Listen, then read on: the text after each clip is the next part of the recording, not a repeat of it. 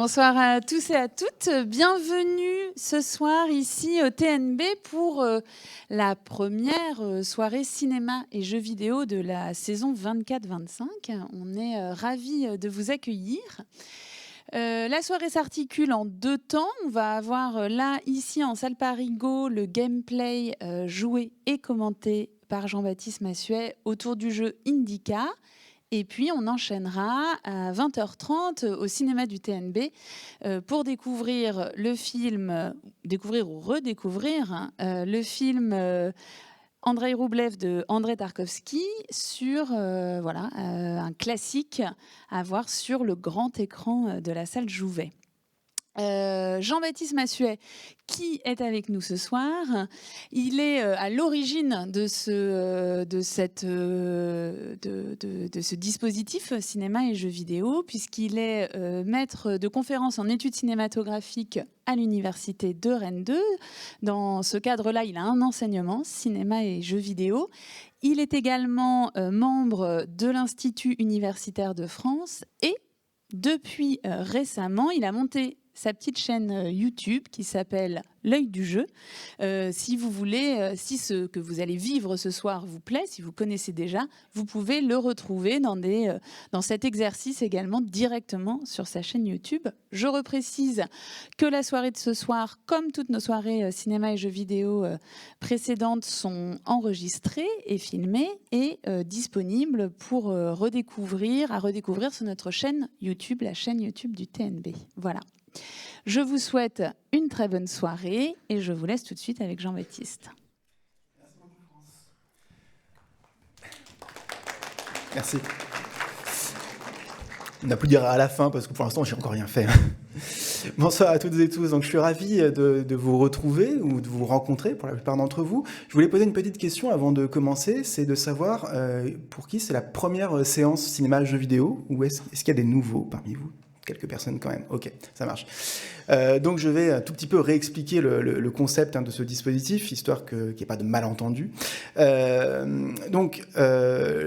c'est de faire des séances de jeux vidéo commentés sur un principe de réflexion autour des images de jeux vidéo, puisqu'on entend depuis bien longtemps que le jeu vidéo est un héritier du cinéma, qu'il y a des jeux vidéo extrêmement cinématographiques. Et moi, ce qui m'intéresse depuis longtemps, c'est de se demander pourquoi est-ce qu'on dit que le jeu vidéo peut être cinématographique, qu'est-ce qui constitue les points communs entre le jeu vidéo et le cinéma, et également les points de différence qui peuvent être également très intéressants à étudier. Donc le principe de ces séances, c'est simplement d'analyser des images de jeux vidéo en direct, puisque le principe, bien sûr, du média vidéoludique, c'est l'interactivité. Et il me semblait toujours intéressant de voir comment est-ce qu'on peut s'adapter à des images qui bougent, justement, mais qu'on fait bouger nous-mêmes, pour établir des relations de cause à effet entre une forme et un fond, entre des procédures de mise en scène et un sens qu'on va nous dispenser dans une œuvre. Donc vous le comprenez à l'aune de ces quelques mots, l'idée de ces séances n'est pas de faire une démonstration technique de jeu. Je ne suis pour ma part pas un très grand joueur. Alors cette mise en garde ici n'est pas vraiment très utile puisque c'est pas non plus un jeu que vous allez découvrir, c'est pas un jeu qui requiert une grande adresse vidéoludique. Néanmoins, c'est quand même pour rappeler que la façon que je vais avoir de jouer va être un peu particulière puisque on pourrait peut-être s'attendre à un walkthrough simplement où je navigue dans le jeu de manière assez fluide. Il y a plein de moments où je vais me permettre des arrêts sur image, des pauses. Après les cinématiques notamment, je m'arrêterai pour les commenter parce que je ne vais pas parler pendant les cinématiques, mais une fois qu'elles auront été diffusées, je mettrai pause pour pouvoir commenter un tout petit peu ces images et les comprendre.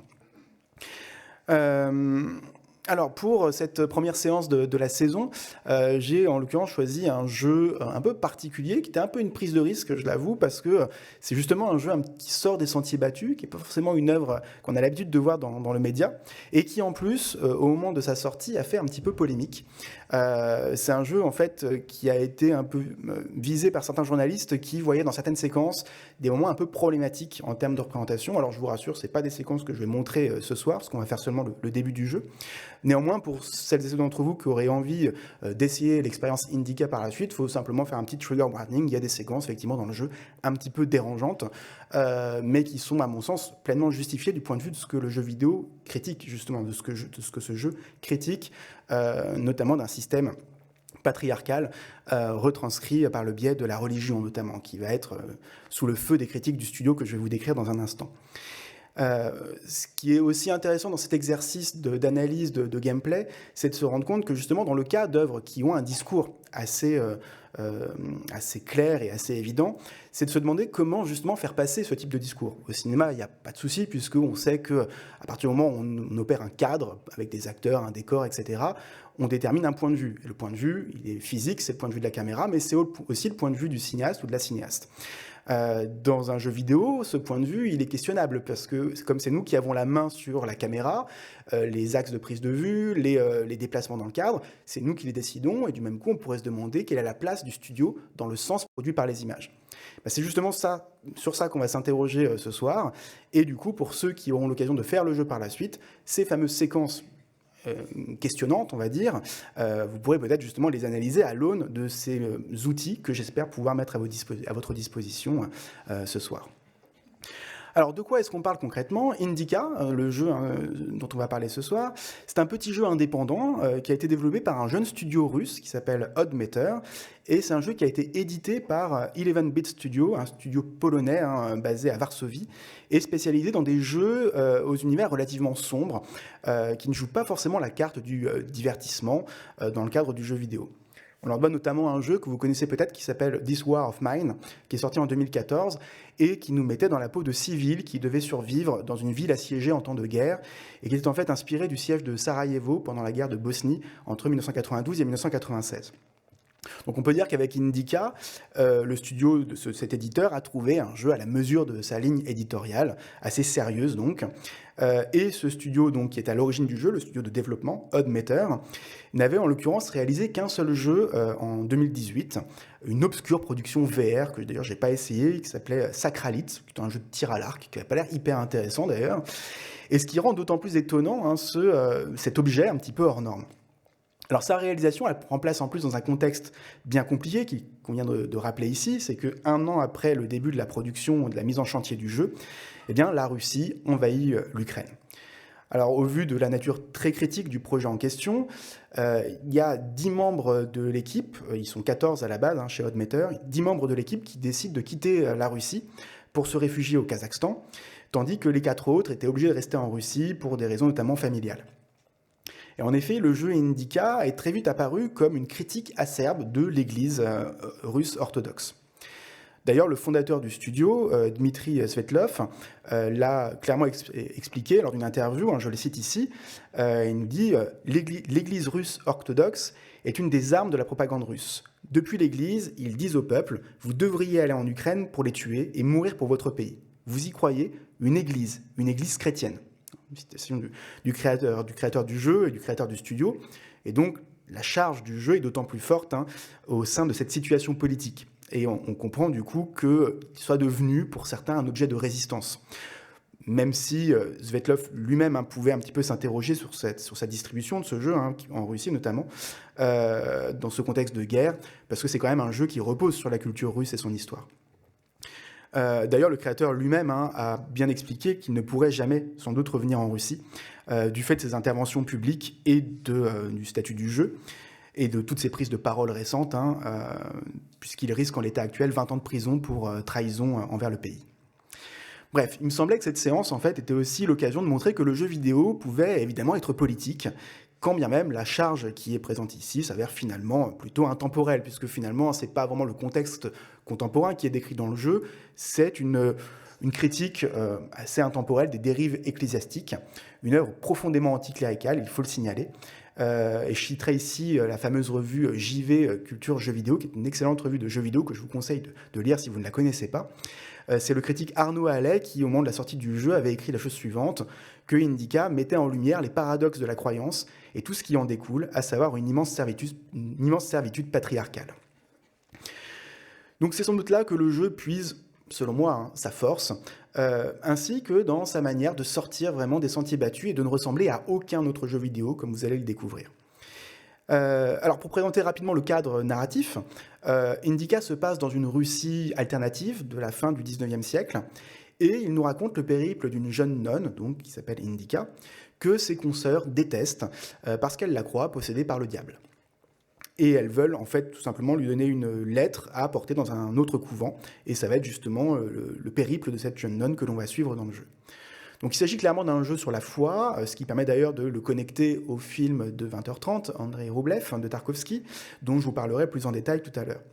Alors j'en dis pas plus sur le contexte, puisque nous allons en fait découvrir le début du jeu, et ce qui est toujours intéressant, c'est de voir comment une œuvre installe justement son point de départ narratif, comment est-ce qu'il va nous faire entrer dans la fiction. D'autant plus que c'est un jeu assez court, il fait 4 heures grosso modo, donc on ne va pas forcément y jouer très longtemps, justement pour permettre à ceux qui le voudraient de découvrir le jeu par la suite. Alors, commençons peut-être par un mot sur l'écran titre avant de lancer la partie. Comme d'habitude, on a le titre du jeu, forcément, on a quelques éléments qui nous disent qu'on peut lancer une nouvelle partie, on a la sélection de niveau, etc. Mais ce qui m'intéresse ici, c'est que cet écran de chargement, cet écran titre, on voit il est très minimaliste, il n'y a aucune image d'illustration, ce qui suggère une forme d'austérité, c'est clairement celle qu'on va trouver dans le jeu, avec ce fond noir complètement vide. À cela s'ajoute d'ailleurs, si on peut l'entendre un tout petit peu, une musique mystérieuse qu'on avait tamisée ici, voilà. Une musique faite de carillons et surtout d'un orgue d'église qui plante tout de suite le décor et la dimension religieuse que l'on pressent ici. La police de caractère d'ailleurs est assez intéressante, il n'y a pas d'image, mais il y a quand même des choses auxquelles on peut se raccrocher.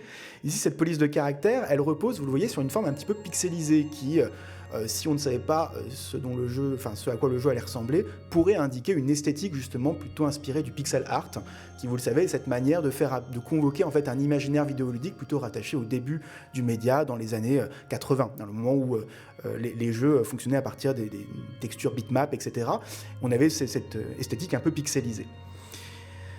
Alors, on va lancer du coup la partie pour voir un petit peu comment le jeu va nous accueillir.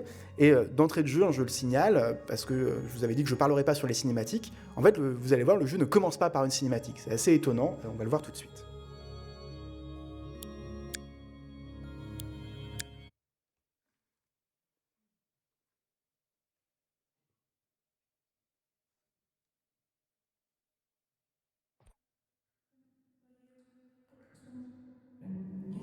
Donc voilà, le jeu commence par cette image un peu énigmatique et qui, pour le coup, vous le voyez, répond bien finalement à ce qu'on a vu en introduction, c'est-à-dire cette esthétique de pixel art qui vraiment renvoie à l'esthétique du jeu vidéo plutôt pré-années 90.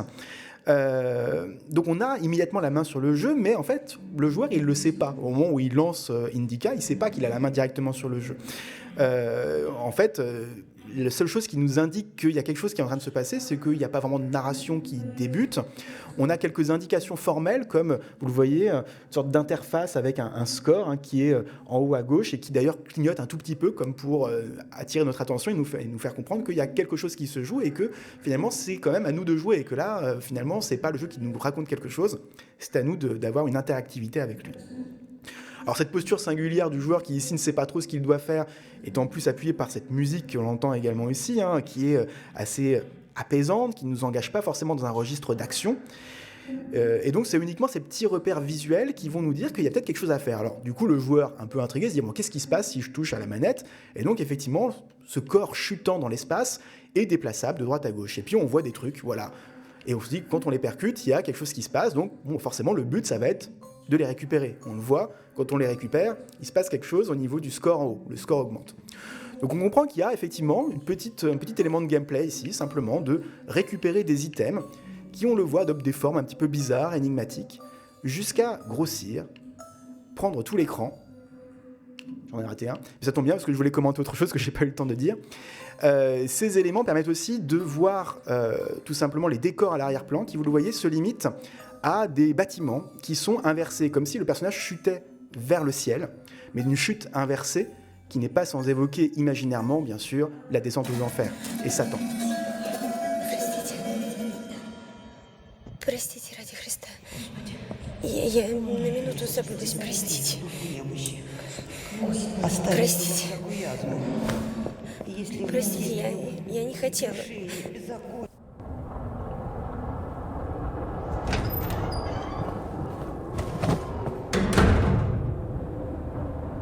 Иди, ступай. Там на склад для Смарагды корзину собрали. Она ждет. Voilà, alors on a eu ici la première cinématique du jeu qui, vous voyez, prend le relais premier moment de gameplay un peu étrange.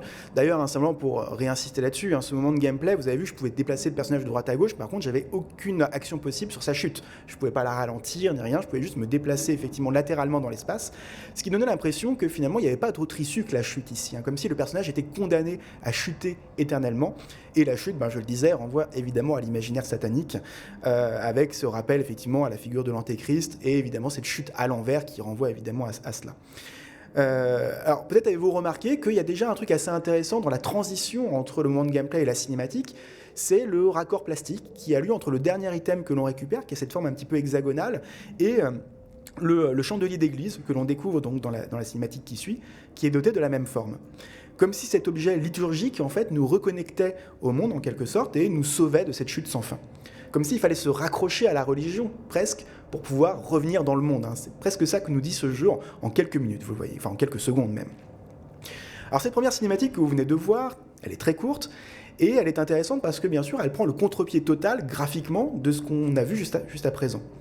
Alors cette dimension cinématographique, vous l'avez sans doute ressenti, elle est complètement assumée, il y a ce raccord que je viens d'expliciter, mais il y a aussi un travail, vous l'avez vu, sur le photoréalisme, bien sûr, qui contraste fortement avec le pixel art qui précédait.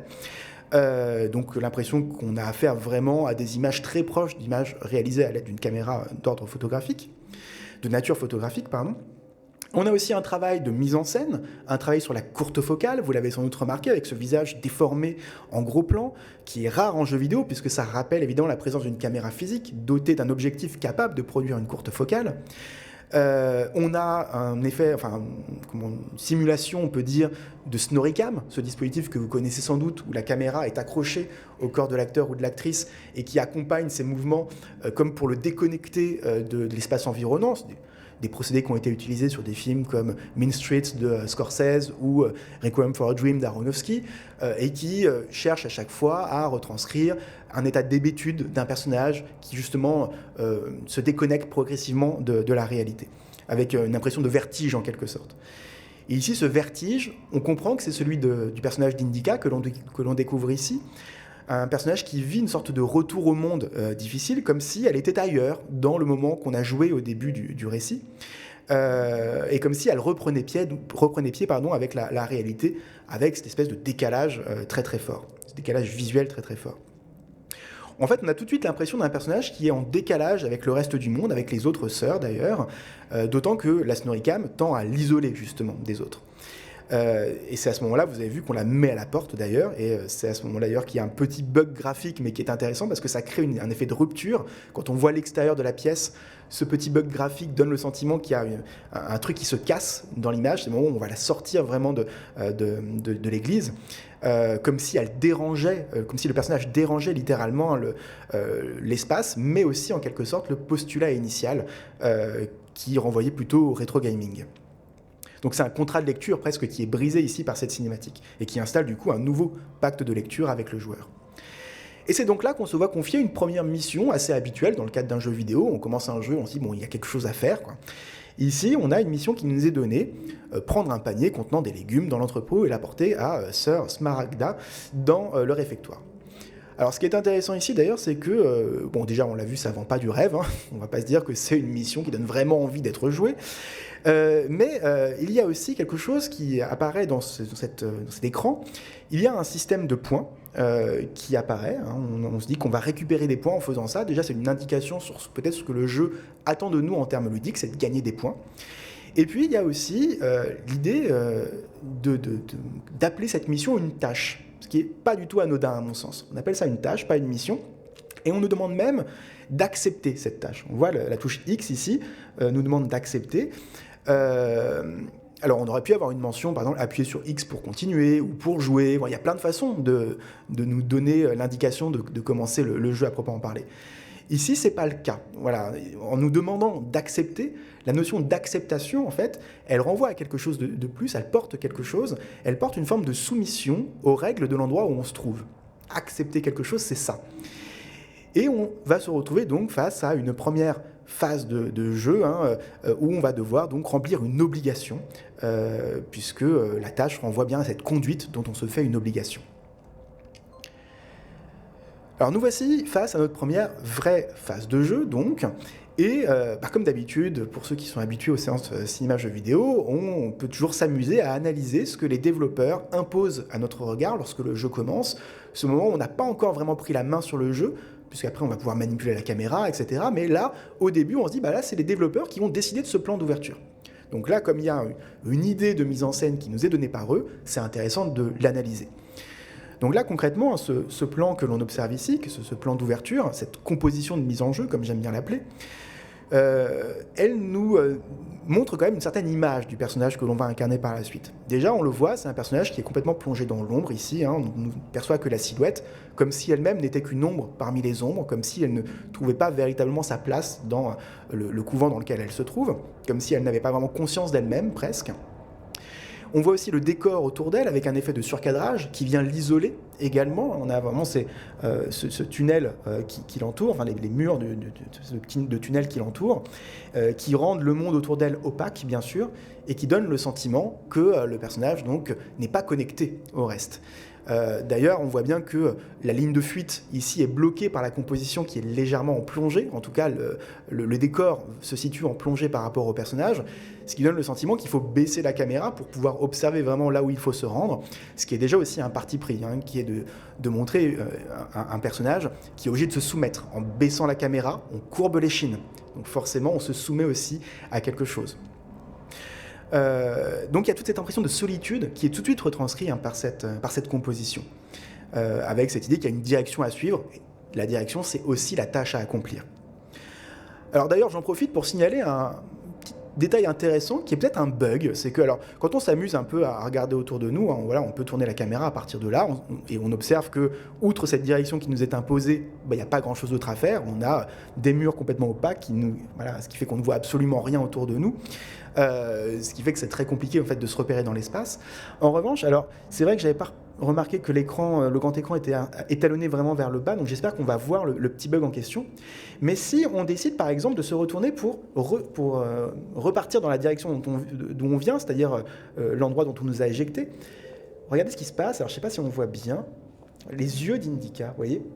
Elle a les yeux qui brillent, ce qui est totalement surnaturel ici. C'est très bizarre parce que normalement, il n'y a pas de lumière qui vient de cet endroit-là. Donc il n'y a aucune raison pour que ses yeux brillent comme ça dans le noir. Alors c'est certainement un bug graphique. Mais je ne peux pas m'empêcher d'y voir quelque chose, comme une sorte de regard diabolique, en quelque sorte, qui pourrait suggérer un élément qu'on comprendra plus tard, à savoir que, je le disais tout à l'heure, ses consoeurs la croient possédée par le diable. Alors, c'est peut-être une surinterprétation de ma part, mais assez rapidement, le jeu va confirmer cette surinterprétation. Тот ли истинный праведник, кто никогда не подвергается искушению, или тот, кто, будучи постоянно искушаем, старается жить в целомудрии? Наша героиня не знала ответа на этот вопрос и предпочла бы никогда им не задаваться. Будь ее воля, она выбрала бы тихую монашескую жизнь. Но ее ждала совсем другая судьба. Voilà, c'était un petit peu du foreshadowing que je faisais, l'idée de l'incarnation par le diable. On le voit, elle apparaît en fait déjà ici par cette voix off, qui est une voix off un petit peu étrange, vous le voyez, qui n'est pas une voix off habituelle, elle est un peu ironique, et on sent qu'elle décrit quelque chose avec une tonalité qui interpelle le joueur. On comprendra un petit peu plus tard de quoi il s'agit. Alors je voulais juste insister sur la direction qui nous est donnée à suivre au début. Regardez, on pourrait nous dire on pourrait se dire qu'on va avoir une ligne d'horizon à suivre. Ici c'est pas le cas. Quand on descend dans le tunnel, on a juste un mur face à nous. C'est quand même nous dire finalement on va vers une impasse. Mais ce mur est agrémenté d'un élément de décor, c'est-à-dire une pelle, un élément de travail encore une fois. Donc on est clairement là pour nous dire qu'on va pas trop s'amuser dans ce jeu. Je préfère prévenir. Ça va pas être extrêmement fun, mais c'est aussi un parti pris très fort, il me semble, de la part des développeurs. D'ailleurs, on peut voir un peu leur science du level design parce que c'est un truc qui est un peu classique dans les jeux vidéo, mais les directions qu'on va nous imposer de suivre vont forcément dessiner des cadres de mise en scène. Ici, par exemple, en nous imposant, parce que on a vu, il y a un mur, là-bas, on a vu que c'était une impasse, un cul-de-sac, etc. On nous impose de nous diriger plutôt vers la droite. Et si on se dirige par là, on n'a pas trop le choix que d'observer ce décor qui va s'offrir à nous. Un plan d'ensemble, donc, qui est par ailleurs, vous le voyez, agrémenté d'un surcadrage sur les côtés gauche et droit de l'image, qui vont tendre justement à isoler encore une fois le lieu dans lequel on se trouve, c'est-à-dire ce couvent, un couvent qui va se donner à voir comme une forme de prison. On l'aperçoit ici au travers de ce surcadrage, et cette impression que finalement il n'y a pas de ligne de fuite, puisque au-delà de ce que l'on voit juste devant nous, tout est masqué par une sorte de brouillard, de brume environnante. Par ailleurs, on remarquera qu'on a ce petit élément de gameplay, d'ailleurs l'un des seuls avec le score que l'on voit en haut à gauche de l'écran, c'est le petit losange que l'on voit au centre du cadre, qui est là pour nous indiquer simplement la direction à suivre pour accomplir la tâche. Or, ce losange, il est intéressant parce que vous voyez, il est très très précis, il est très pointilleux, mais par contre, il est très vague aussi. C'est-à-dire que voilà, quand on regarde le décor autour de nous, on a un peu de mal à savoir finalement où se trouve ce triangle. Est-ce que c'est dans la maison qu'on voit ici? Est-ce que c'est plus loin? On ne le sait pas encore à ce moment-là. Comme s'il y avait ce décalage entre la tâche très précise qui est assignée à Indika et sa personnalité, qui est plutôt celle de quelqu'un qui divague, qui peut errer comme ça dans un espace, même si cet espace, en l'occurrence, ne lui laisse pas beaucoup de liberté. Parce que, au-delà de la simili-zone ouverte que l'on observe ici, on voit bien que finalement, il n'y a pas vraiment d'issue. Là, une porte fermée. Là-bas, on va également pouvoir se dire, tiens, il y a peut-être un chemin à arpenter par ici, si on ne veut pas suivre la tâche ingrate qu'on nous demande de faire, chercher des pommes de terre, quoi. On va se dire, il y a peut-être de l'aventure par ici. Ah, ben non, il n'y a pas d'aventure par ici, les portes sont fermées, on ne peut pas les ouvrir, il n'y a vraiment pas moyen de passer. Ce sont des murs, et des murs qui sont loin d'être invisibles, des murs qui sont vraiment marqués pour le joueur. Donc tout cela constitue graphiquement, architecturalement, des signes d'un esprit qu'on cherche à empêcher de divaguer, qu'on cherche à cadenasser dans un lieu précis. C'est d'ailleurs pas du tout anodin de savoir que le studio Hotmeter, en tout cas ses créateurs, sont des architectes de formation. Donc, c'est des personnes qui ont d'abord ont travaillé dans le monde de l'architecture. Ça se ressent d'ailleurs dans le jeu à plusieurs reprises. Alors on voit qu'il y a également des éléments interactifs. Je vous ai évoqué le petit losange, mais il y a également parfois des objets avec lesquels on va pouvoir interagir. Par exemple ici, une tasse, dont on va pouvoir se saisir.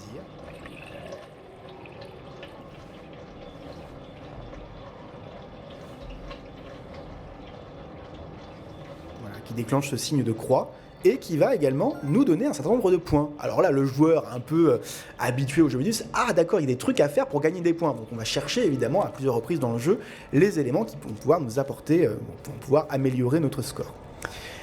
Soit dit en passant, un petit détail, le joueur qui en général s'habitue au contrôle cherche bien souvent à tester les boutons de la manette pour voir ce qu'ils peuvent faire. Ici, à part la direction, il n'y a vraiment rien. Concrètement, j'appuie sur toutes les touches, il n'y a rien qui se passe. On peut tout tester, donc c'est uniquement quand on a des éléments interactifs qu'une touche va pouvoir déclencher quelque chose. La seule touche un petit peu au hasard qui va provoquer quelque chose, c'est la touche L2. Là, j'appuie dessus. Indika fait une prière, ça ne sert à rien. Mais il y a une touche qui sert à faire une prière. Bon, on voit déjà un petit peu la posture anticléricale du studio par le biais de petits détails comme cela. D'ailleurs, l'absence de sens, justement, pour l'instant, dans le gameplay qui nous est proposé, est au cœur de la proposition du studio. On va y revenir dans quelques instants, mais on peut noter aussi ce choix un petit peu étrange de nous donner parfois des bancs, enfin de nous montrer des bancs où on peut s'asseoir pour contempler un petit peu ce qui nous entoure. Ce qui est intéressant ici, c'est qu'on va avoir le droit à des cadres. Là, pour le coup, on n'a pas la main dessus. Ce sont des cadres imposés par le studio qui donnent le sentiment de mettre en valeur un petit peu les structures architecturales qu'ils ont conçues pour leur œuvre. En l'occurrence, si on appuie sur X, on va avoir la vue suivante et pouvoir admirer le travail des orfèvres de Hotmeter. On se dit, ah oui, ils font un très beau travail.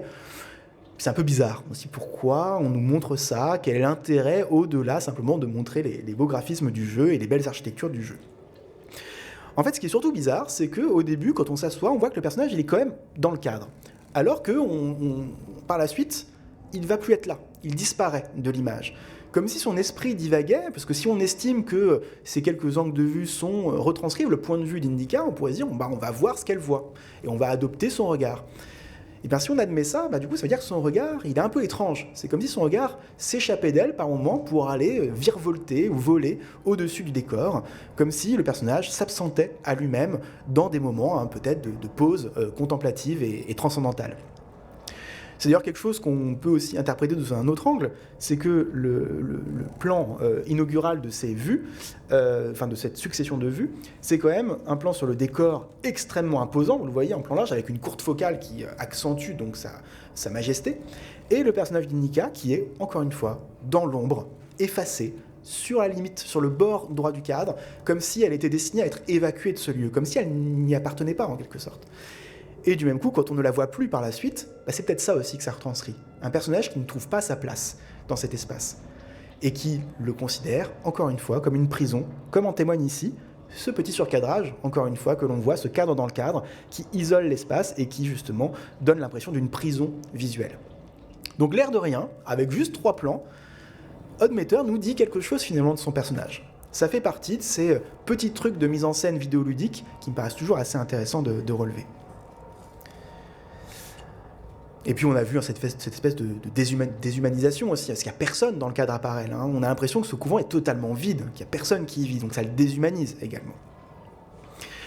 Ce dont on va s'apercevoir aussi, c'est que ça a beau être déshumanisé, ça a beau être déserté, parfois on va faire des rencontres, et ces rencontres sont constamment placées sous le signe de l'humiliation.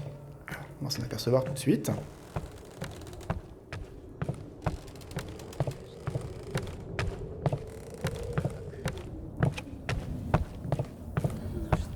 Прости. Помочь тут, может быть?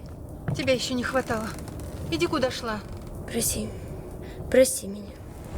Voilà, c'est un peu violent, hein. Bon. On sent bien que le personnage n'est pas forcément le bienvenu. Si on essaye de l'aider... Смотри, заработал. Совсем не дура. А ты чего шляешься-то, а? Опять с вечерней выперли, что ли, да? Voilà, en l'espace d'un dialogue, on comprend que le personnage est régulièrement évincé de l'office du soir, on comprend que c'est quelque chose qui se répète, ce qu'on prend en cours de route ici est quand même une situation un peu répétitive. Mais on voit bien dans cet échange, dans le début de l'échange, que le personnage n'est clairement pas le bienvenu dans ce lieu. Un lieu qui d'ailleurs, par son architecture même, donne le sentiment de l'évacuer. On regarde ici ce bâtiment avec cette espèce d'énormes roues dont on ne sait pas du tout à quoi elles servent véritablement. On voit bien qu'elles ne sont là que pour créer un effet d'évacuation du personnage dans le cadre. Vous voyez, elles tournent dans le sens de la sortie, et elles sont énormes, donc elles nous encadrent vraiment sur les bords droit et gauche, encore une fois comme une forme de surcadrage. Et on a l'impression que ce mouvement rotatif nous intime de sortir de ce lieu. Voilà, comme si on nous accompagnait, comme si on nous disait on n'est pas le bienvenu, on n'est pas la bienvenue ici, il faut partir. Tout le décor, en fait, nous intime de partir, de fuir, et nous dit en fait qu'on n'a pas notre place ici. D'ailleurs, à plusieurs reprises, on comprend que le jeu est pas sympa avec nous, il n'a pas envie qu'on soit là. Il y a des moments, voilà, où on se dit tiens, j'ai envie d'explorer. Là, par exemple, on ne sait pas trop le losange où exactement il y a 2 chemins possibles. Donc on se dit on va essayer, on va aller sur ce chemin de droite.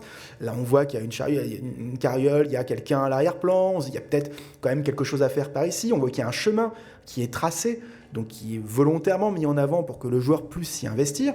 Et si on suit ce chemin, tout naïf, en se disant qu'on va faire confiance aux développeurs, voilà, on est face à un cul-de-sac, encore une fois. Et on marche longtemps avant de comprendre, mais non, il n'y a vraiment pas moyen. Bon, du coup, on retourne. Je ne sais pas si vous avez remarqué, on ne peut pas courir dans ce jeu. On va y revenir après. Mais du coup, on se dit vraiment que là, les développeurs, c'est des architectes, ils sont pas hyper sympas parce qu'ils savent comment faire pour guider le joueur ou la joueuse. Donc, finalement, en lui donnant des fausses pistes comme ça, le but, c'est bien de nous donner à nous égarer et à perdre du temps. Il y a vraiment cette volonté ici de créer une relation un peu conflictuelle, on va dire, avec le joueur et avec le personnage. Alors, bien sûr, on pourrait aussi être surpris, c'est que Indika, visiblement, elle habite dans ce couvent depuis un certain temps. Donc elle est censée connaître le lieu. Donc on pourrait se demander, mais pourquoi elle nous dit pas, par exemple, avec une petite phrase, une petite ligne de dialogue, elle pourrait dire « Ah oui, cette zone en travaux, c'est vrai qu'il faudrait que ça se termine un jour parce qu'on peut pas passer. » Je sais pas, un détail dont les développeurs en général sont friands pour faire du backsitting, vous savez, cette méthode qui consiste à faire parler les personnages qu'on incarne pour qu'ils nous disent quoi faire. On dit « Ah, en fait, c'est pas par là qu'il faut aller, etc. » Et là, ils le font pas. Donc on pourrait dire c'est bizarre parce que Indika, pourquoi elle va là ? Elle sait qu'il n'y a rien au bout, elle habite là. Pourquoi est-ce qu'elle ne nous dit pas de ne pas y aller ? En fait, ça donne le sentiment que le personnage, finalement, il est assez déconnecté de cette réalité. C'est comme s'il vagabondait constamment et qu'il n'avait même pas vraiment conscience du lieu où il était. Alors, il y a un autre truc qui va en témoigner, c'est par exemple ce moment. Voilà, on arrive dans cette pièce où il y a cette espèce d'échafaudage un peu bizarre. Alors, on a le losange qui est ici, et on a ça. Bon, le losange, c'est notre tâche. On se dit, normalement, si on est conditionné comme un joueur de jeux vidéo, on se dit, on va d'abord ici. Mais si on va par là, on voit bien qu'il y a une sorte de porte qui nous apparaît. Quand on est là, on a l'impression qu'il y a une ouverture. En tout cas, qu'il y a un trou dans le mur. C'est ce que ça nous donne, cette impression, là, ce design du mur. Et en fait, non. C'est juste que le mur est abîmé, ça a la forme d'une porte, mais c'est pas du tout une porte. Donc c'est encore un cul-de-sac. Donc on est là à se dire, bon, bah, notre tâche, elle est là, mais on nous bloque encore. Bon, bah, on va aller voir cette espèce de truc bizarre. Et vous voyez à quel point c'est ridicule. En quoi c'est plus logique de vouloir... Alors attendez, parce qu'il va pas le faire, je ne sais pas pourquoi. En quoi c'est plus logique de vouloir escalader ce truc bizarre plutôt que d'aller chercher des pommes de terre? On se dit c'est quand même un peu plus risqué, donc pourquoi est-ce qu'elle fait ça?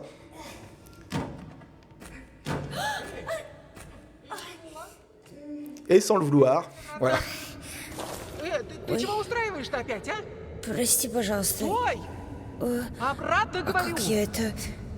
Эй! Эй, ты куда пошла-то? Ты куда Я не знаю, собралась? как. Эй, стой! Vous avez vu ce pauvre joueur à qui on donne une interaction? C'est la deuxième fois. On se dit, ah, il y a un truc à faire. Et quand on le fait, eh ben, on se fait pourrir par la nonne qui est à l'étage et qu'on vient de bloquer. En plus, on peut pas la sauver, hein. On peut pas récupérer l'échelle, on peut pas la réinstaller. Donc, vraiment, le jeu fait tout pour que, finalement, on se fasse humilier par tous les personnages que l'on va croiser. Tout cela a une incidence, bien sûr, sur la caractérisation du personnage. Et ce que je trouve très très fort ici, c'est, j'en parlais tout à l'heure en introduction, c'est comment, sans faire appel à des méthodes de mise en scène classiques, on va nous faire comprendre la manière dont un personnage pense, fonctionne, est perçu par d'autres, etc. On a vraiment l'impression d'un personnage qui marche un peu comme un somnambule, qui ne sait pas vraiment ce qu'elle fait là, elle est désœuvrée, elle est distraite, alors qu'elle est censée connaître les lieux, on se rend compte qu'elle ne sait pas vraiment où aller, là, encore une fois. Et ben on se dit, le losange il est là, c'est là qu'il faut aller. Et ben non, la porte, elle est fermée, on ne peut pas y aller. Donc, encore une fois, un personnage dans la lune, un personnage déconnecté du réel que l'on incarne. Et on voit bien qu'ici, c'est jamais dit par les personnages. Il n'y a pas une ligne de dialogue qui permet de le dire explicitement. Ça passe uniquement par des éléments de game design et de level design. En fait, ce qu'on pourrait tendre à croire assez rapidement, et on voit avec l'architecture du lieu, le côté plongé comme ça dans la brume, c'est qu'en fait, on est face à un espace mental. C'est comme si on était vraiment dans la tête d'Indika et qu'on vivait les choses de l'intérieur. Молитвами святых отец наших.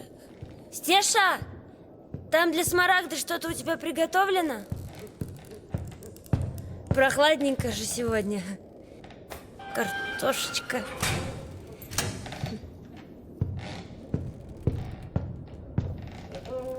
Спаси, Господи. Alors bon, le côté un peu sombre de l'écran, malheureusement, vous n'avez peut-être pas donné tout à voir. Attendez, je mets juste une petite pause après cette cinématique. Là, en fait, dans cette cinématique, ce qu'on a vu, ce sont des effets de flou réguliers, hein, comme si on n'arrivait pas vraiment à faire la mise au point sur ce que l'on voyait. Il y a aussi des barreaux qui sont constamment posés entre le joueur et les personnages, comme pour nous donner l'impression d'une frontière infranchissable entre la nonne, entre Indika et ses consoeurs. L'impression qu'il y a quelque chose qui est impossible en fait à régler, qu'il n'y a pas de partage de l'espace, comme s'ils existaient dans des lieux presque différents. Et le contre-champ d'ailleurs, hein, vous n'avez pas forcément bien vu peut-être ici, le contre-champ nous place de l'autre côté de la grille qui se referme, comme pour mieux marquer notre séparation, le fait que on n'a pas accès véritablement au couvent tel qu'on voudrait avoir accès au couvent. Donc voilà, le fait de trouver ces pommes de terre, ce fameux Graal que l'on cherchait depuis le début du jeu, on n'est pas vraiment récompensé à ce moment-là, concrètement. Il y a vraiment l'idée, encore une fois, que la cinématique très sombre, vous l'avez vu, contribue à montrer que c'est pas un accomplissement du tout, ce que l'on vient de faire. Et d'ailleurs, la voix off va encore confirmer cela. Любовь, как известно, долготерпит, милосердствует и верит. Хотя, если говорить в низменном смысле, по-человечески, то любили меньше. И если уж совсем откровенно, то и вовсе не любили. Многие даже презирали. Индика, впрочем, была в этом совершенно не виновата. Если бы не голос, который внушал ей непростительные для христианина идеи, была бы она инокиней добродетельной и заурядной. Больше всего на свете Индика мечтала, чтобы голос оставил ее в покое. Вся жизнь ее превратилась в борьбу, в мучительное сопротивление. Но как ни старалась она, как ни истязала себя, с каждым днем голос становился только громче и убедительнее. Alors évidemment, tout ce que vous venez d'entendre, confirme un petit peu ce que je vous avais explicité tout à l'heure, à savoir le fait que nous avons affaire à cette voix off qui est en fait peut-être la voix du diable, ou en tout cas ce que les consoeurs de Indika pensent être l'incarnation du diable qui est en elle.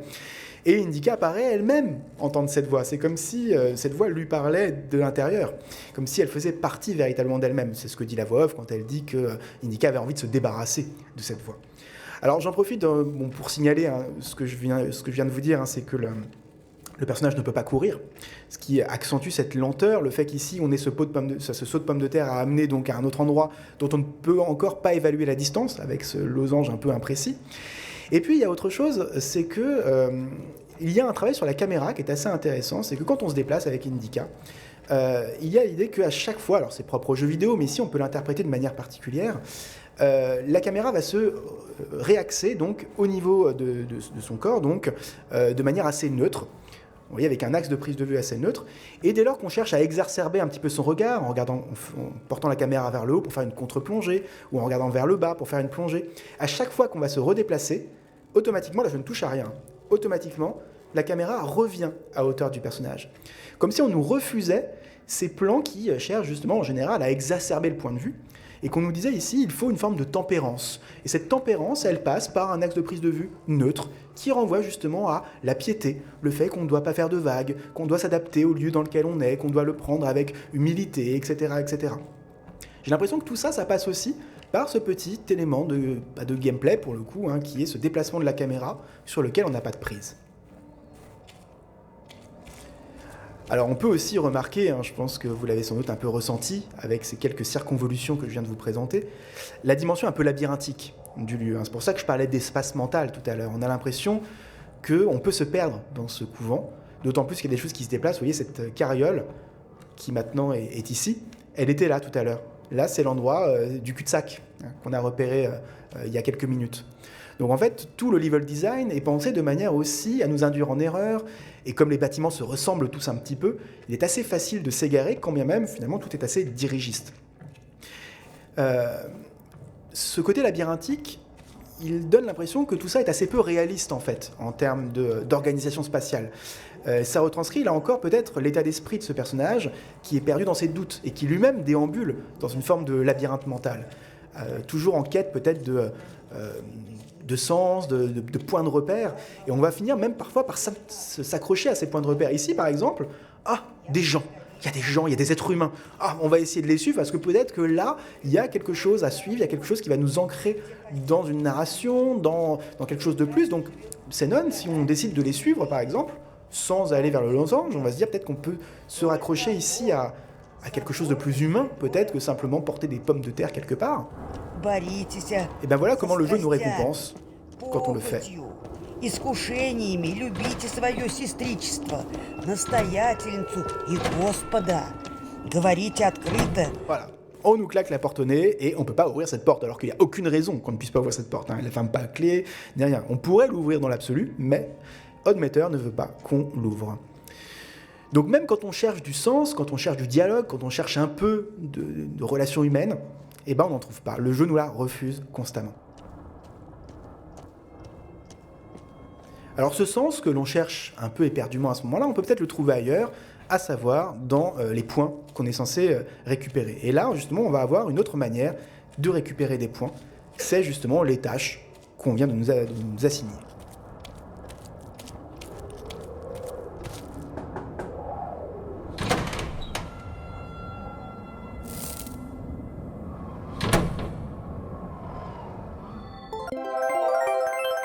Voilà, alors c'est là qu'intervient la partie la plus vidéoludique, entre guillemets, du titre, et qui en elle-même est une proposition assez passionnante. Alors, on l'a vu, cette très brève cinématique où, sans un merci, sans rien, on vient récupérer nos pommes de terre et nous claquer à nouveau la porte au nez, mais, suprême récompense, on gagne des points. Et ces points vont nous permettre donc d'accéder à ce qu'on appelle dans le jargon vidéoludique un arbre de compétences, donc, mais c'est un arbre de compétences qui est tout à fait surprenante ou particulière, puisque en fait, ce trope du jeu vidéo va être déguisé ici, puisque ces compétences que l'on va acquérir sont en fait, répondent à des grands sentiments religieux chrétiens, la honte, le repentir, le regret, la culpabilité, l'humilité, le chagrin.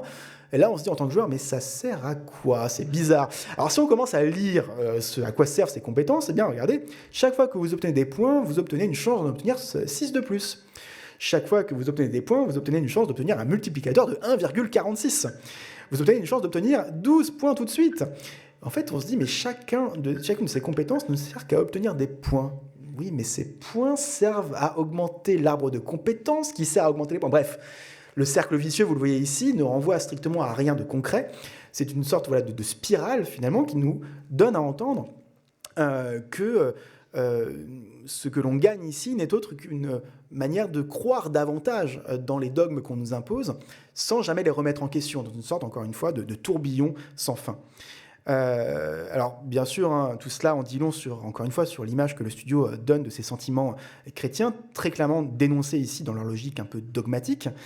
Et on comprend qu'Indica, en fait, elle se soumet à ce dogme parce qu'elle estime qu'il représente pour elle un chemin de rédemption. On comprend ça, c'est pas vraiment dit, mais vu la manière dont les sœurs la traitent, la manière dont elle se comporte, etc., on comprend que c'est un personnage qui a un passé, qui a quelque chose qu'elle cherche à prouver dans son attitude vis-à-vis des nonnes. Et c'est un peu ce que la voix off nous a exprimé tout à l'heure. Mais en fait, rien ne prouve que si elle suit ses sentiments chrétiens et si elle fait tout ce qu'il y a à faire pour gagner plus de points, rien ne prouve que finalement elle gagnera l'acceptation de ses consoeurs. Rien ne le prouve. Tout comme le joueur se soumet lui aussi au dogme vidéoludique de la montée en compétences, sans que rien ne prouve que ces points, au final, serviront à autre chose que juste gagner d'autres points. Et ça, on ne le sait pas encore vraiment à ce moment-là, mais on commence un petit peu à le soupçonner qu'il y a un truc bizarre. Et puis c'est d'autant plus absurde que le nombre de points qu'on demande de gagner, c'est une blague, si vous voulez, 1,21, je sais plus, 1,46. Il y a un truc assez drôle, si vous voulez, dans l'absurdité des chiffres qu'on nous propose ici. Bref, alors on va prendre au hasard le chagrin, voilà, et par la suite, donc on peut sortir de cet arbre de compétences.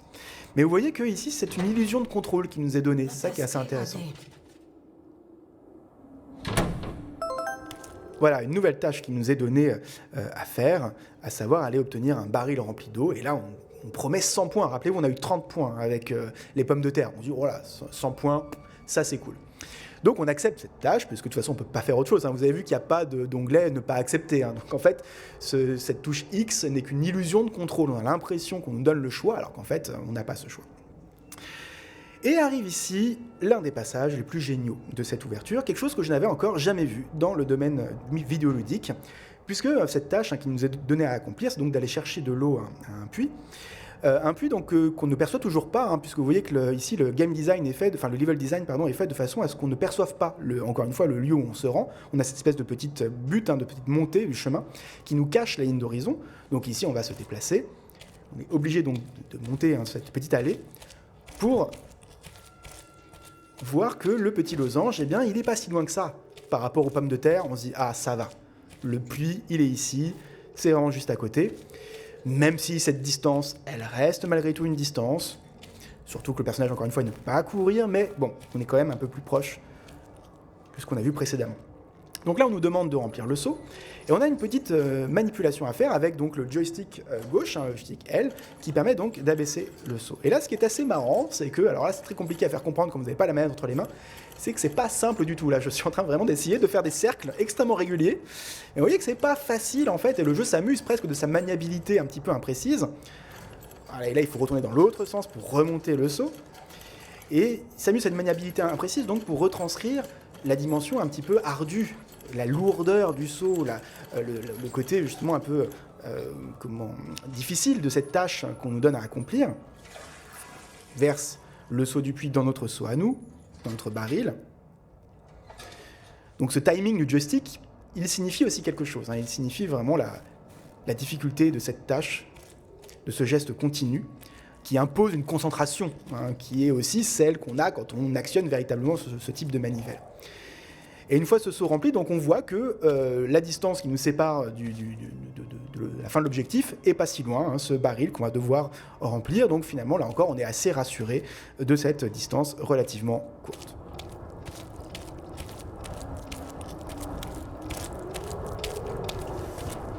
Et nous allons donc pouvoir accomplir notre mission.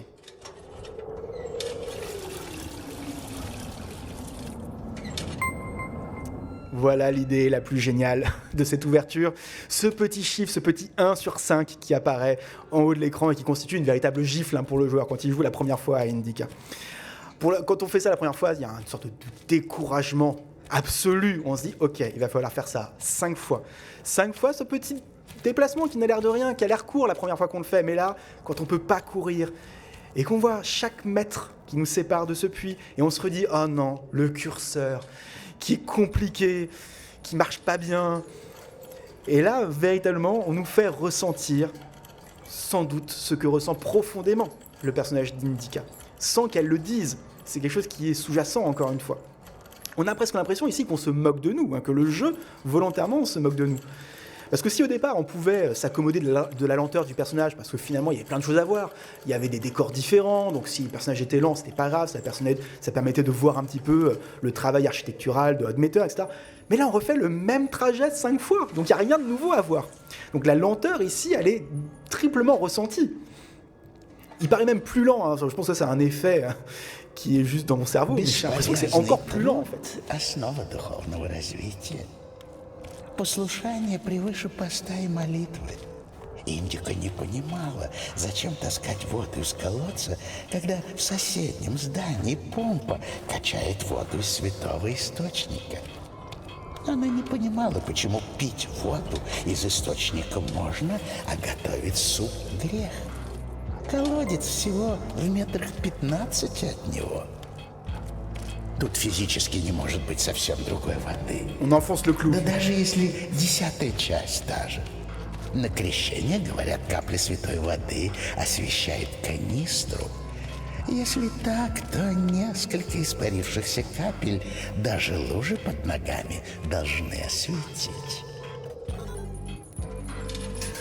Alors, vous voyez ici, il y a cette décision que, d'ailleurs, je trouve presque une redite, hein, cette voix off. Finalement, elle n'est pas d'une utilité absolue, elle ne fait que redire ce qu'on a déjà ressenti, en fait, par le gameplay. Le seul petit défaut que je vois ici, j'aurais préféré même qu'il n'y ait pas de voix off du tout. On aurait tout compris juste par cette idée de gameplay et de level design. Donc là, il y a vraiment cette preuve d'abnégation, hein, qu'on va vraiment tester pour aller au bout de la tâche. Et on a vraiment l'impression qu'on éprouve, enfin que le personnage éprouve sa foi et que même le jeu éprouve notre foi de joueur.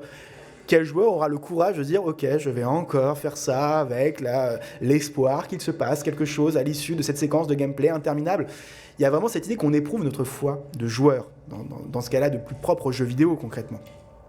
Parce que le jeu vidéo promet quelque chose toujours aux joueurs. Il promet des aventures, il promet une histoire, il promet une narration, notamment dans le cadre d'un jeu narratif comme Indica. Donc forcément, on se dit bien qu'à l'issue de ça, il y aura une récompense. Du moins, on l'espère. Qu'il y aura un sens, en tout cas, à ce qu'on vient de faire.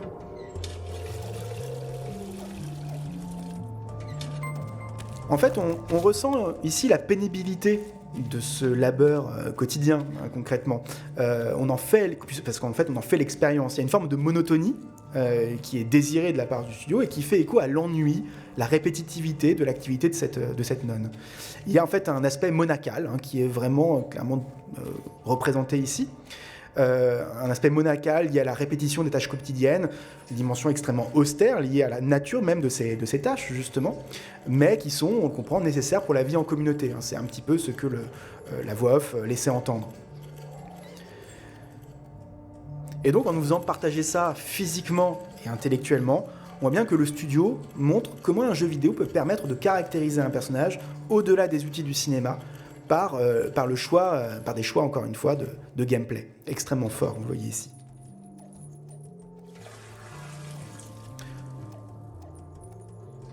D'ailleurs, pour vous donner davantage à ressentir les choses, plutôt que de vous parler, de vous décrire un petit peu et de vous faire interpréter les images que l'on voit, je vais en faire une entièrement sans vous parler, pour que vous saisissiez véritablement ce que ça représente en termes de ressenti à la fois vidéoludique, mais même spectatoriel. Parce que là, en plus, vous ne contrôlez pas.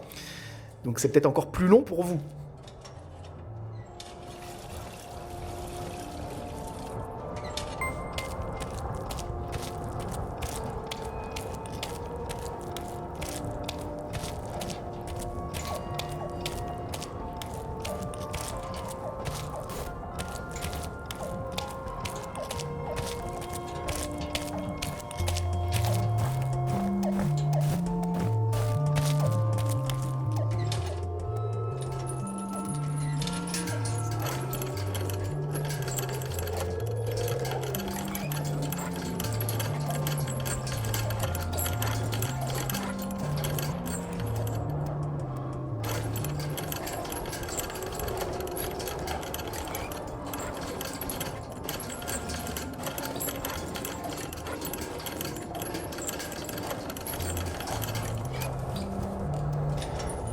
Bon, vous le voyez, c'est très long. Alors, ce qui est assez marrant, c'est que bon, la troisième et la quatrième fois, c'est les plus terribles. Hein. Concrètement, c'est là que ça commence vraiment à devenir pesant, mais c'est aussi au bout de la quatrième, cinquième fois qu'on commence à ressentir un truc un peu transcendantal, hein, comme si finalement on se dégageait du côté insupportable pour finalement trouver une forme de méditation là-dedans. Alors finalement, au bout d'un moment, on en vient même, quand on s'ennuie un peu, à regarder le décor. Et quand on regarde le décor, on se rend compte de trucs assez intéressants. Par exemple, ici, on voit bien que ce qui entoure le personnage, donc ce sont les bâtiments, mais c'est aussi le linge à sécher, qui là encore renvoie à une forme de tâche quotidienne liée à la vie dans le couvent. Et ce qui est assez marrant, c'est de voir ce qu'ils ont fait avec ce linge à sécher, parce que si on y va, regardez, c'est une sorte de mur, alors que c'est ridicule, hein, ils n'ont pas amidonné les draps et les t-shirts, donc concrètement, c'est vraiment des draps, concrètement. Et là, pour le coup, c'est représenté comme des murs, comme pour nous montrer que ces tâches quotidiennes sont une prison, là encore une fois, constituée de murs qui empêchent le personnage d'avancer dans sa vie. Donc il y a plein de choses qu'on peut interpréter lors de ce passage. Le fait qu'ici, la pente nous masque le saut, c'est-à-dire nous masque véritablement l'objectif. Il faut avancer pour voir le saut, etc. Bon, il y a plein de petites idées comme ça, moi, que je trouve assez belles et qui justifient encore une fois la force de ce passage. Bon, je ne vous ennuie pas plus avec. On va donc verser notre 5e seau et avoir notre récompense tant désirée et attendue. Божья помощь, ты глядишь так, до весны-то и дотянем. Да вы что, сестры-то, после нее есть никто не станет. Матушка, крестные знамения от чумы спасают. А тут... Во славу Божию. Ой, Смарагда, не искушай. Я тебе сейчас Евдокию пришлю, а эту до трапезной не допускай.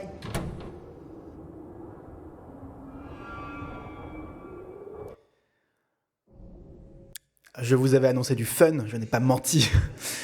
Donc voilà, la récompense de notre dur labeur, ce pourquoi on a fait tant d'allers-retours dans le froid avec tant d'abnégation, et ben voilà, on défait tout ce qu'on a fait en autant de temps, en une seconde, qui apparaît comme une forme de bizutage pour le joueur, mais presque aussi pour le personnage, avec ce geste terrible où on va renverser l'eau dans la neige. Et là encore, on va construire cette relation du personnage avec les autres nonnes. Donc il s'agit vraiment d'éprouver notre patience et notre foi et de nous mettre vraiment dans la peau d'Enika, parce que je pense que comme moi et comme elle, vous avez ressenti la même chose au moment de ce passage. C'est là que c'est très réussi, c'est qu'évidemment on est avec elle, on est vraiment de son point de vue concrètement. Et puis surtout, on ne peut pas s'empêcher de mettre ça en relation avec le score qui est constamment affiché en haut de notre écran. Je sais pas, je reprends juste pour vous remontrer le score que l'on voit ici avant de relancer la cinématique. Vous avez vu ce score, 1351 sur 1470. Je me permets juste de vous remontrer ce score. On a certes gagné 100 points, mais du coup 100 points sur plus de 1300. C'est-à-dire qu'en gros, elle fait ça depuis combien de temps, Indika ? On a ce sentiment avec juste ce truc de l'interface visuelle avec le score, qu'en fait on est en train de prendre en cours de route une histoire qui n'est pas la nôtre, et on ressent en fait que le personnage est là depuis extrêmement longtemps, et que ce qu'on vient de vivre ici en quelques secondes et qui a suffi à nous énerver, elle le vit depuis peut-être des mois ou des années, quoi.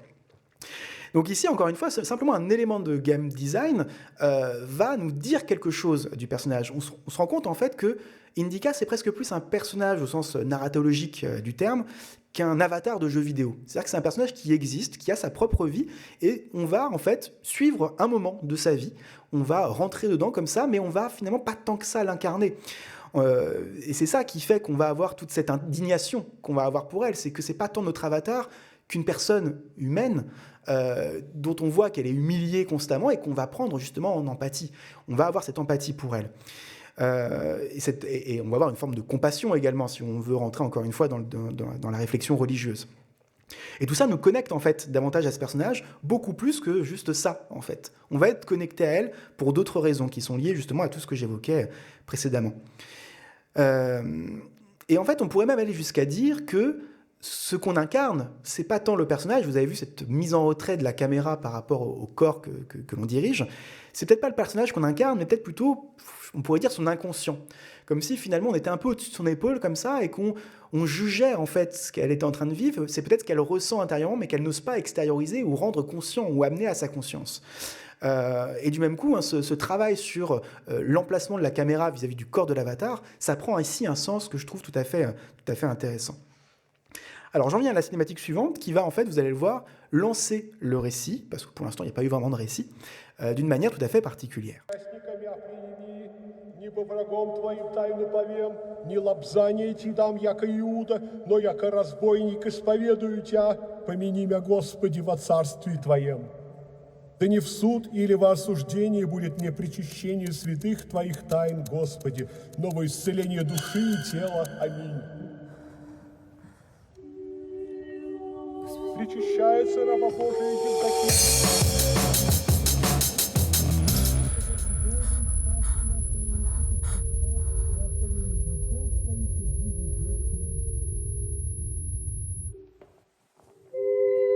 Причащается раба Божия и индика честного и святаго тела и крови Господа Иисуса.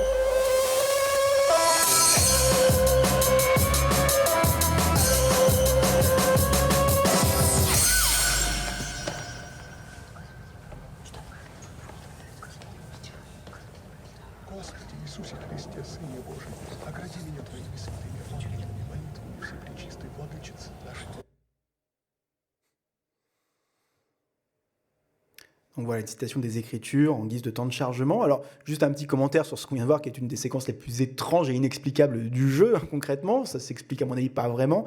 Il y a une dimension un peu absurde qui est représentée. Et qui, peut-être, par ce petit personnage qui sort de la bouche d'une nonne, amène à l'idée de la possession par le diable. Peut-être l'interpréter comme ça. Mais ce qui m'a intéressé ici, c'est la façon dont on va effectivement rentrer dans le récit via le générique, donc, qui commence ici.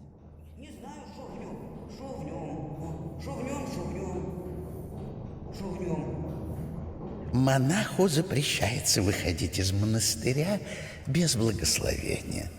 Индику, несмотря на ее просьбы, уже год не благословляли покидать обитель, поэтому послушание доставить письмо стало для нее полнейшей неожиданностью.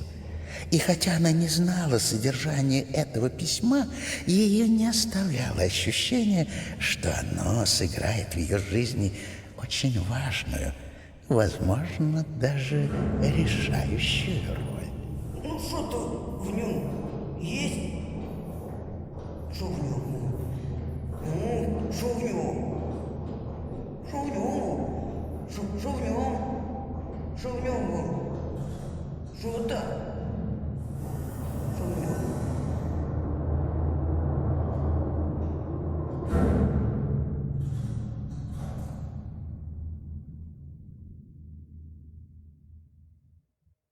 А що в ньому? Що в ньому? Що в ньому? Що в ньому? А що в ньому? Що в ньому? Що в ньому? Що в ньому? Alors on voit cette obsession, hein, c'est quoi dedans? Alors bien sûr, on parle de la lettre qui lui est confiée pour l'amener dans un autre couvent. On pourrait aussi, au vu de la séquence qui vient de se produire sous nos yeux, se dire que c'est quoi dedans, c'est aussi plus globalement une idée de se demander ce qu'il y a à l'intérieur. Donc ce petit bonhomme qui sort de la bouche de la nonne et qui représente peut-être effectivement une figure, une incarnation du diable. C'est quoi dedans, mais est-ce que c'est pas finalement le diable qui est en nous et qui menace de sortir à tout instant? Cette obsession pour le dedans me paraît aussi assez intéressante du point de vue, encore une fois, de la foi religieuse. Donc là, on a cette nouvelle tâche, donner la lettre au père Hermann au monastère de Danilov, qui nous rapporte là encore 100 points. Soyez en passant, je tiens à signaler que juste après le générique, vous avez vu cette méthode qu'on retrouve bien souvent dans les jeux vidéo, où on voit cette caméra qui est située dans le dos du personnage et qui s'abaisse pour finalement venir dans son dos, comme pour nous stipuler que nous allons jouer. Donc qui est un gimmick assez habituel dans le médium vidéoludique. Mais peut-être avez-vous remarqué un truc un peu inhabituel, c'est que le personnage est situé sur la droite, ce qui arrive très rarement dans les jeux vidéo. En général, le personnage est situé sur la gauche, et l'ouverture du champ se passe sur la droite. Ici, en inversant ce parti pris, on nous donne l'impression que finalement on va opérer une sorte de critique du gameplay vidéoludique, même si, et c'est assez révélateur, une fois qu'on accepte la tâche, le personnage revient bel et bien sur la gauche et donc annonce un véritable gameplay de jeu vidéo. Alors là d'ailleurs, la composition de mise en jeu, on voit qu'elle est très différente de celle qu'on a eue au tout début. Au tout début, vous vous rappelez, c'était l'obscurité totale, le personnage était vu en plongée, dans un état de soumission, il était un petit peu éloigné du cadre, comme pour montrer qu'elle n'était pas complètement connectée à ce qui se passait. Là, le personnage est beaucoup plus proche, en termes d'échelle de plan, comme si elle se sentait investie d'une mission. Il y a une légère contre-plongée, qui montre qu'elle finalement elle a quelque chose à faire, elle incarne véritablement quelque chose, et du même coup, on va pouvoir explorer ce nouveau lieu, donc l'extérieur du monastère. Et là, évidemment, on a cette sensation de désert absolu qui contraste avec tout ce qu'on vient de vivre, mais on a enfin la satisfaction d'appuyer sur R1 pour courir. Alors ici, ce décor complètement immaculé, vous voyez, on peine parfois presque à distinguer la neige du ciel, donne le sentiment d'un vide existentiel. C'est que certes, on nous a donné une mission, mais cette mission, finalement, on ne sait pas exactement ce dont il s'agit. Et du même coup, on est encore dans l'espace mental d'Indica. Ce néant, c'est aussi l'incertitude quant à ce qu'il y a dans cette lettre. Et d'ailleurs, pour dire à quel point c'est un espace mental, c'est qu'évidemment, on se dit, là, c'est un petit peu compliqué, il n'y a vraiment rien à l'horizon. Où est-ce qu'on va ? Il n'y a vraiment pas une seule direction, mais on a quelques petits éléments visuels qui nous font comprendre que c'est par là qu'il faut aller. Un chemin tracé, on le voit avec la neige fondue, une petite rambarde noire que l'on contraste avec l'espace enneigé. Et en fait, ce qui est très fort ici, c'est de voir comment le décor que l'on va arpenter par la suite va se dévoiler à nous d'une manière singulière, c'est-à-dire par le biais d'une façon d'éventrer le lieu. Vous voyez, c'est comme une crevasse qui se fait dans ce lieu que nous avons vu comme une sorte de plaine totalement aride. On se rend compte que finalement la terre s'ouvre quasiment sous nos pieds et nous montre une plaie béante comme ça dans le champ, dans cet espace, qui n'est pas sans évoquer la possibilité d'une descente aux enfers aussi, concrètement, comme si le sol s'ouvrait véritablement sous les pieds d'Indica. Et ce qui est assez intéressant ici, c'est que le jeu va nous faire comprendre qu'il y a plusieurs points de non-retour, des points de passage dans le jeu qui sont autant de moments où le personnage va s'isoler du couvent et nous faire comprendre qu'elle pourra peut-être jamais y retourner. Par exemple, ici, il y a un petit élément de temps de chargement, c'est ces petites scènes scriptées qui vont permettre au logiciel de passer d'une base de données à une autre. Regardez bien ce qui va se passer ici, c'est quand on descend cette pente, et vous voyez, le personnage trébuche. Il y a une forme d'agressivité du décor envers le personnage, et là, si on veut retourner en arrière, c'est impossible. Vous voyez ? Donc on vient de signer notre sortie du couvent et notre impossibilité d'y retourner. Alors ici, on va être intrigué forcément par cette maison, un peu comme on a fait dans le couvent. On va essayer d'aller frapper à la porte pour voir ce qui s'y passe. Молитвами святых Отец наш Господи Иисусе Христе Боже наш, помилуй нас.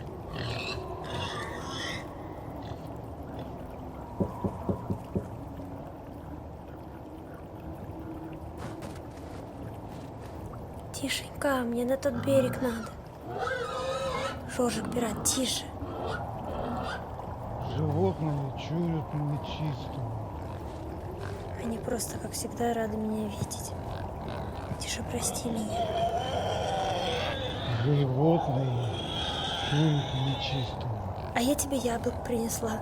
Орловку твою любимую. Тише, я на поезд спешу.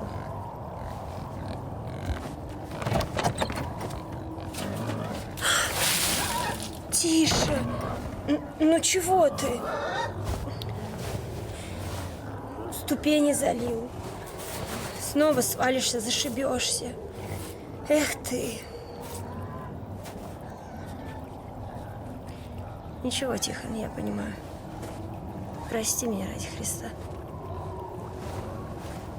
Vous voyez, on ressent encore et toujours l'abnégation de ce personnage, y compris en dehors du couvent, là où on se rend compte qu'elle est aussi rejetée avec un univers qui la rejette. Alors, le personnage de Tisha, on le comprend, avec quand il apparaît, au début, il ne veut pas apparaître comme pour montrer qu'il n'existe pas sur un même plan que Indika. Et au moment où il apparaît, le cadre est penché pour montrer la déstabilisation, le moment où il n'accepte pas d'être dans ce cadre avec elle, etc. Vous avez vu peut-être que quand elle arrive dans la maison, on voit la barrière en premier plan qui donne le sentiment que le personnage est barré à l'écran, comme si l'univers la refusait lui aussi. Bref, il y a plein d'éléments de game design qui accentuent cette difficulté du personnage à être dans ce monde. Alors là, je passe rapidement une petite énigme qui est en fait un point de passage, là encore, qui permet, vous le voyez, d'avancer dans le récit, mais simultanément comme la petite pente de tout à l'heure, qui permet de nous bloquer le passage. C'est-à-dire que là, maintenant, on n'a plus aucun moyen de faire revenir la barge.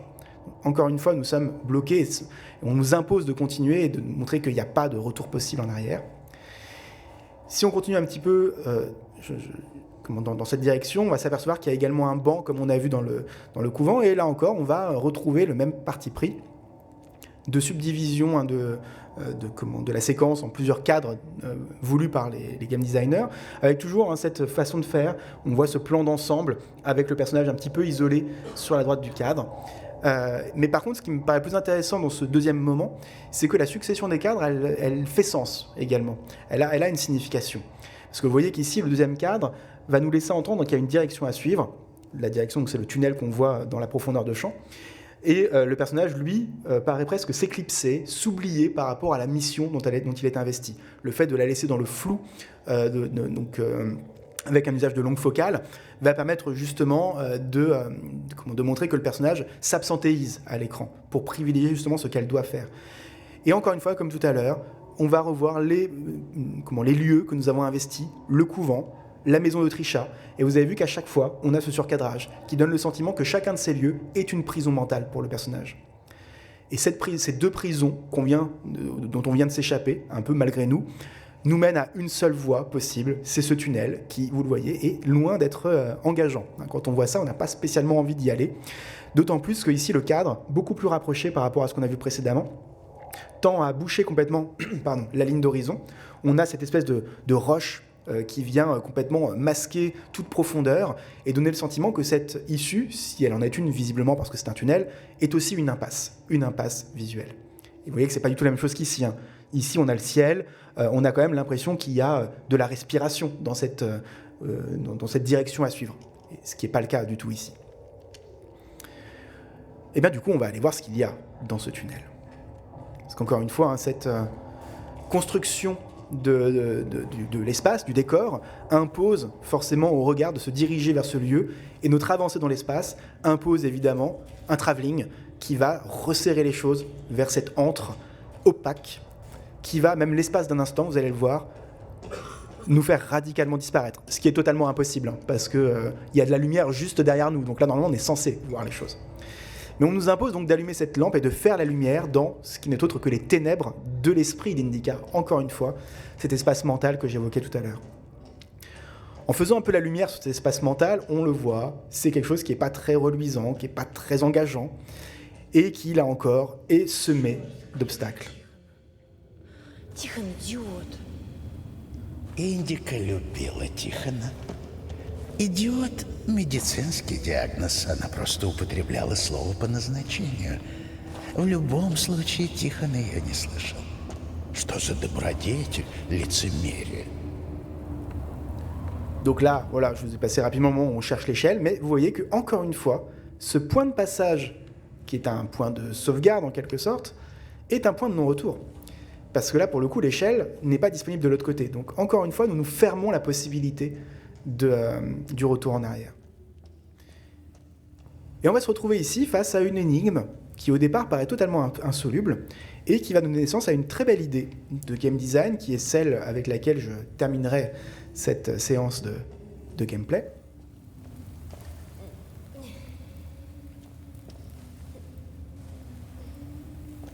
Donc on voit aussi à quel point l'architecture de l'espace impose des circonvolutions, des tours et des tours qui sont encore une fois peut-être les modalités de la réflexion même du personnage, qui fait des tours et des tours dans sa tête, etc. Et puis on a ce moment où on va pouvoir monter l'ascenseur, sauf que tout se bloque.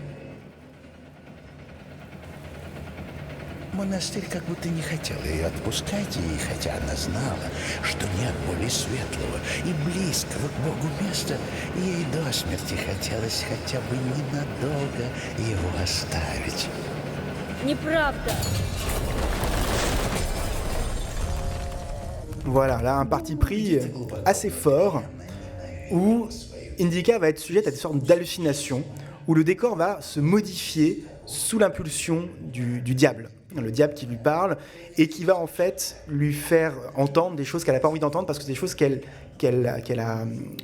occulte en fait, peut-être qu'elle pense mais qu'elle ne pense pas vraiment en réalité.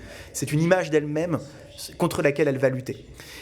Et la seule façon de lutter contre le diable ici, eh bien, c'est pour une fois d'utiliser cette touche L2 dont je vous ai parlé au tout début, que je vous disais ne servait à rien, mais ici elle sert, puisqu'en priant, on va rétablir le décor tel qu'il était auparavant. Et ce qui est assez génial ici, c'est qu'en fait, l'énigme de level design va reposer sur ce jeu entre les deux espaces. Puisqu'évidemment, les plateformes ne seront pas disponibles aux mêmes endroits, etc. Comme si Indica devait finalement communier ou accepter en partie le diable qui est en elle pour pouvoir avancer, ce qui est évidemment possiblement un leurre, ou en tout cas le signe du tiraillement intérieur qui est le sien. Et voilà, je vous donne un aperçu de cette idée que je trouve assez géniale de game design.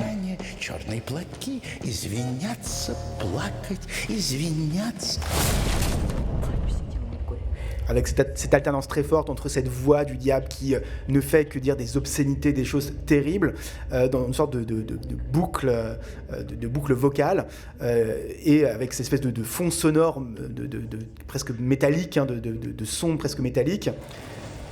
On entend ici. Hein.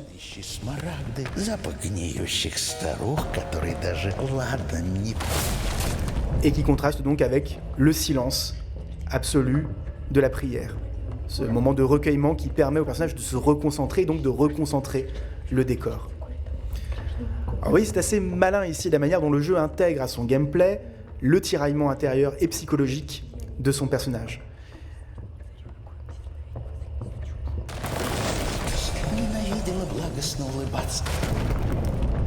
D'ailleurs, j'ai juste un doute, je ne sais plus exactement pourquoi la porte est fermée ici. J'ai dû louper un truc quelque part. Mais c'est pas grave parce que c'est à peu près là où je voulais en venir pour le moment. Креститься после выхода из храма, после входа в трапезную, молиться перед входом в келье, перед сном.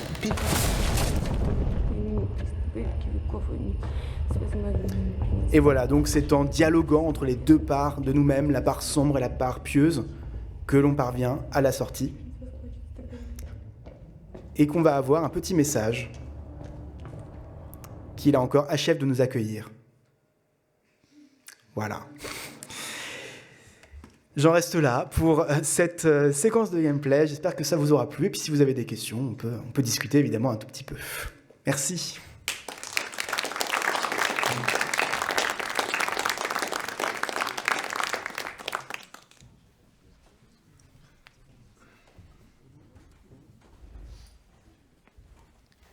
J'ai le micro, si vous avez des questions, n'hésitez pas.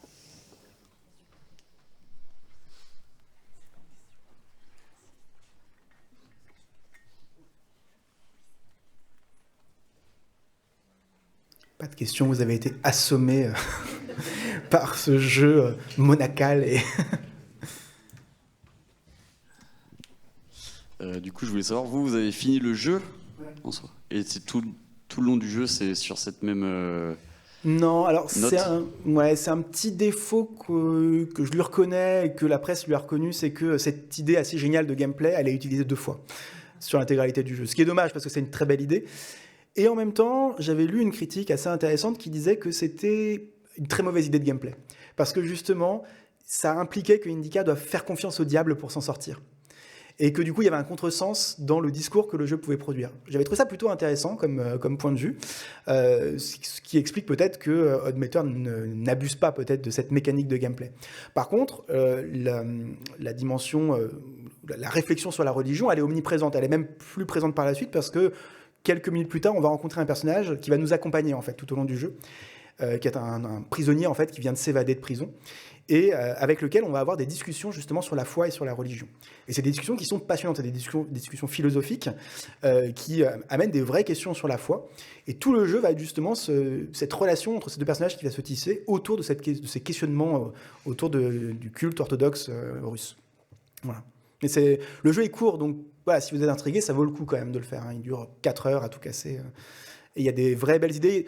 Il y a des éléments de gameplay moi, qui m'ont moins convaincu, mais j'étais tellement séduit par la proposition narrative et esthétique que j'en tiens pas rigueur pour le coup. Merci.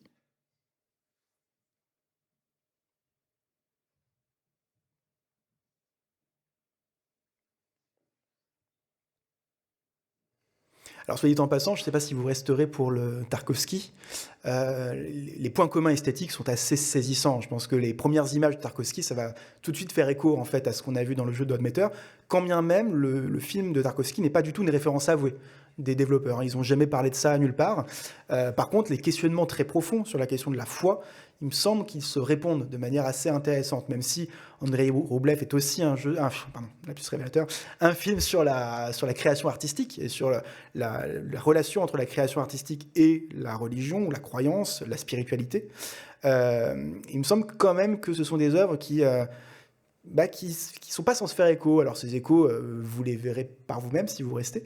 Moi j'en vois certains, je vais vous en décrire quelques-uns par la suite, là, dans la brève présentation du film. Mais en tout cas, il me semble que c'est là aussi qu'on peut trouver des points, des caisses de résonance en fait, entre le cinéma et le jeu vidéo. Pas forcément uniquement dans des enjeux de mise en scène, mais aussi dans des enjeux narratifs, thématiques, etc. Et là, il me semble que c'est le cas pour la séance de ce soir. Parce que c'est vrai que quand on annonce cinéma-jeu vidéo et qu'on passe un Tarkovsky, on se dit oui, bizarre. Encore que finalement pas si bizarre que ça, on va en reparler tout à l'heure, mais ça peut un peu surprendre. Mais c'est souvent sur le volant thématique que ça m'a paru intéressant de creuser, et sur le point commun de la langue russe aussi, hein, et cette esthétique plongée dans la neige, etc. Il y avait une résonance que je trouvais très très belle ici.